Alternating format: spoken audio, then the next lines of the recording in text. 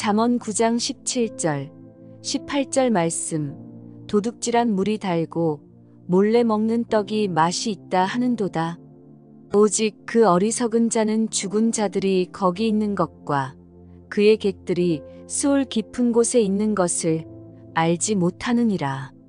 오늘 아침 묵상의 주제는 생명과 죽음의 길에서 선택하기입니다. 잠언은 의로운 삶이 생명을 낳고 악한 길은 죽음에 이른다고 경고합니다. 단순히 육체적인 장수와 단축만을 가리키는 것이 아니라 삶의 질과 하나님과의 관계를 이야기하고 있는 것이죠. 먼저 잠언은 의로운 삶의 결과로 장수와 복을 약속합니다. 내 말을 받으라, 그리하면 내 생명의 해가 길리라 라는 구절은 삶의 신중함과 절제, 결혼 생활의 올바른 유지 등이 실제로 건강과 장수를 가져올 수 있음을 가리킵니다. 결혼, 일, 절제된 감정 관리 등 잠언에서 권장하는 많은 지혜들은 우리의 일상 속에서 더 나은 삶의 기초를 다지며 결과적으로 신체적 생명에도 영향을 미칠 수 있습니다. 하지만 잠언에서 말하는 생명과 죽음은 단순히 물리적 차원을 넘어섭니다. 잠언 14장 30절에서 평온한 마음을 언급하며 이는 심리적 안식과 삶의 질을 나타냅니다. 인간의 삶에서 중요한 것은 삶의 길이보다는 그 삶을 어떻게 사느냐에 있다는 점을 강조하는 것이죠. 우리의 마음이 평안하고 관계가 온전할 때 우리는 참된 삶을 경험하게 됩니다. 잠언 21장 21절에서 언급된 영적 생명은 더 나아가 하나님과의 깊은 관계를 의미합니다. 영적으로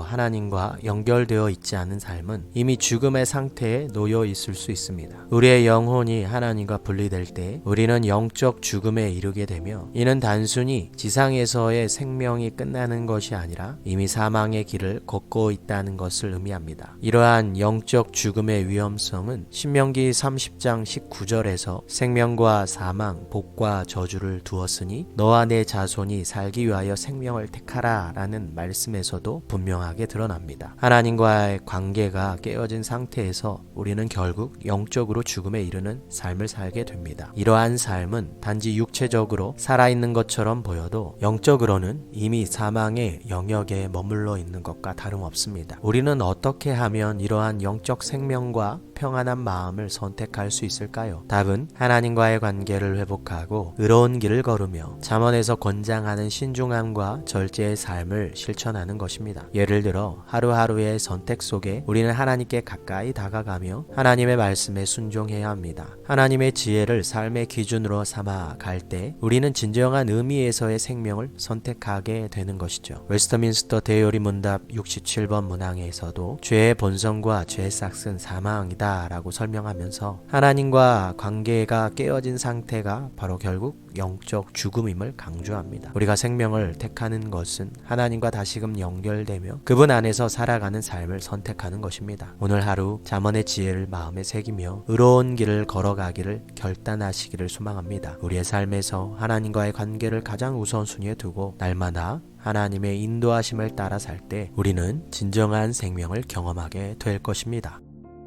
나는 성경적 지혜가 나의 삶과 죽음의 문제임을 진정으로 깨닫고 있나요? 하나님 아버지, 예수님을 믿기 전 저는 겉으로는 살아있으나 속으로는 죄로 죽어 있었습니다. 지금은 비록 몸은 갈수록 약해지지만 속으로는 날로 생명이 더해갑니다. 질병과 부상과 노화 같은 불가피한 도전 앞에서 참 생명과 참 죽음이 무엇인지 기억하게 하옵소서. 예수님의 이름으로 기도합니다. 아멘.